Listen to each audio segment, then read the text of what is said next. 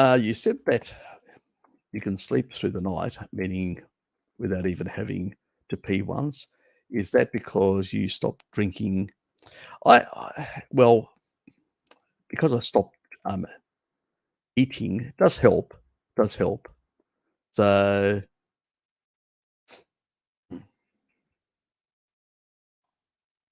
or I just ingested a bit dust from this. I need to clean this.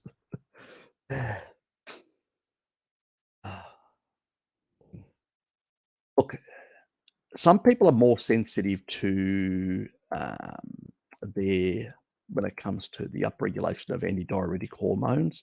Some people tend to consume a lot of beverages throughout the day out of habit, um, which I find I used to do as well, and it used to disrupt my sleep. But as I've cut back on consuming, I mean, I usually have two coffees and in the daytime. So I'll have one around 11ish at work, and I'll have one around 3ish, depends. Usually that's the 2 times of the day that I'll usually have, coffee.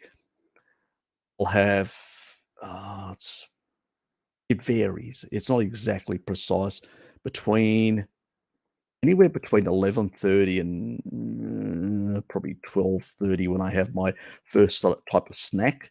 I'll, have in some water.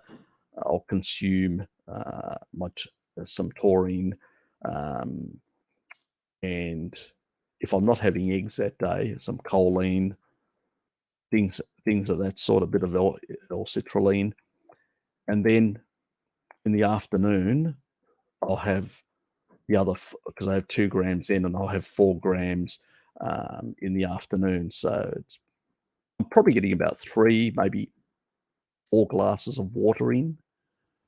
For that amount, yeah, it's reduced my level of peeing, so to speak, throughout the day. So I rely more on hydration from fat by being fat adapted.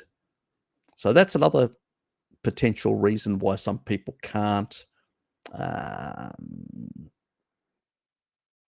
can't sort of deal with hydration. The biggest problem is it takes a bit of time to become fat adapted to produce enough internal water.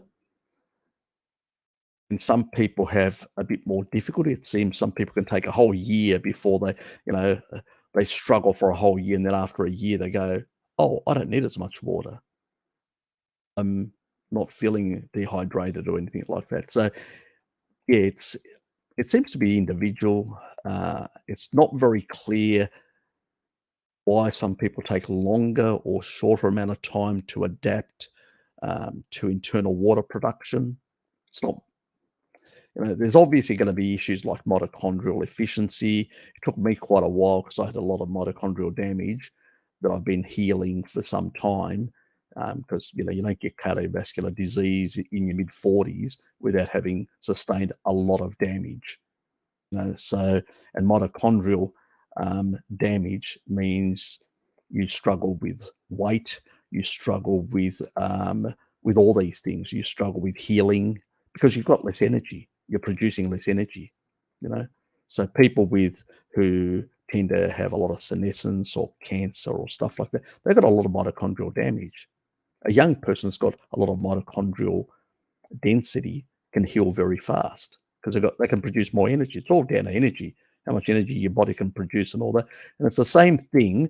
It's related to water and all that. So it's taking me to get to this stage like a whole decade of healing. It doesn't happen overnight. You've got, as I've said, you look a lot of these mechanistic studies of rats. They say 2 to 4 months or 3 months is the equivalent in human lifespan, 9.83 years. I'm, I'm always reminding people that the turnover, the cellular turnover to heal, repair, and fix things, considering also that you've got less energy capacity, it takes time. You've got to be patient, you know, to heal. Other people heal faster because they've got less damage, you know. Just because you see somebody and they go, "Oh, I've got all these sort of ailments," they may have a whole lot of, fibrosis and a whole lot of other issues that are required to. I mean, a bit like Jordan Peterson's daughter, Michaela.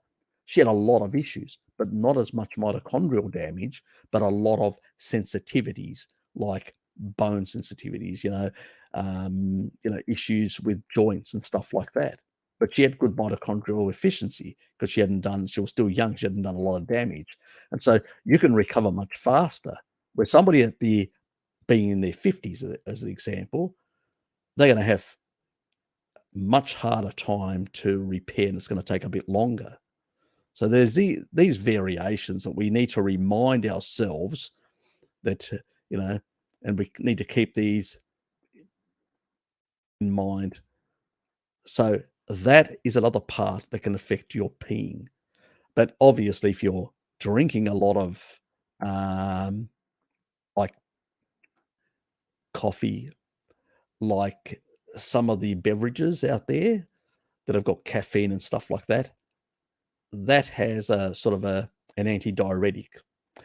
Consuming taurine very late at night, it should be, as I said, I've always said about the last gulping down of taurine should be between 5 and 6. And the reason for that is because it also has a bit of an effect on fluid dynamics in the body. So there's all these factors that are playing a role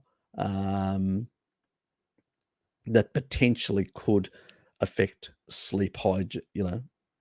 We've covered a lot of things, things like blue light that can also affect. I've had people that used to pee at night and get disrupted sleep. They went blue light blocking and all that.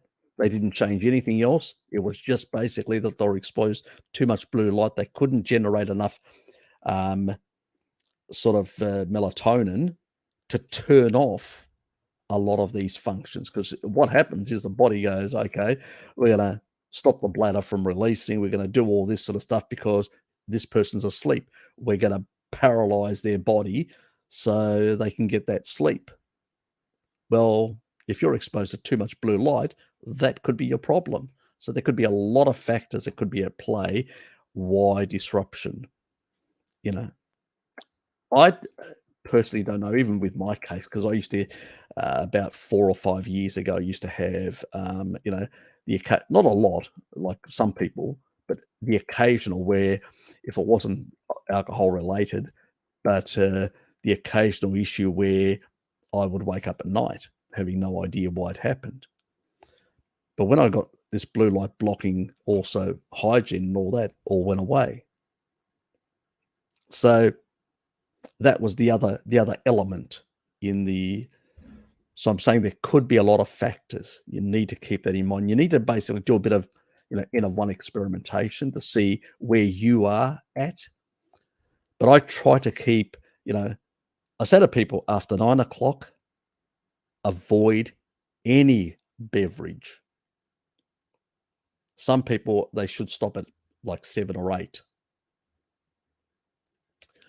But unfortunately, in today's world, people are staying up late, drinking, certain things, and that affects them.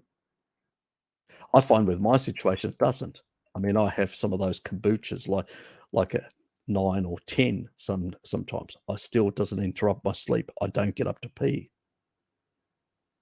because I'm in deep sleep, and the stuff. But in the morning when I wake up, if I've had like one of those drinks in the evening, like 10 o'clock or whatever, the moment I get up in the morning, I'm busting to go to the toilet because that's when, everything comes alive again and goes, oh, I'm not asleep anymore. And you know that. And that's how you know that this is really working. So circadian rhythms is one of the biggest ones that most people neglect. They're always looking, "Oh, am I drinking in the evening? Am I doing this?" And I'm going, "Are you exposing yourself to too much blue light in the evening?" That usually is the big one that most people ignore.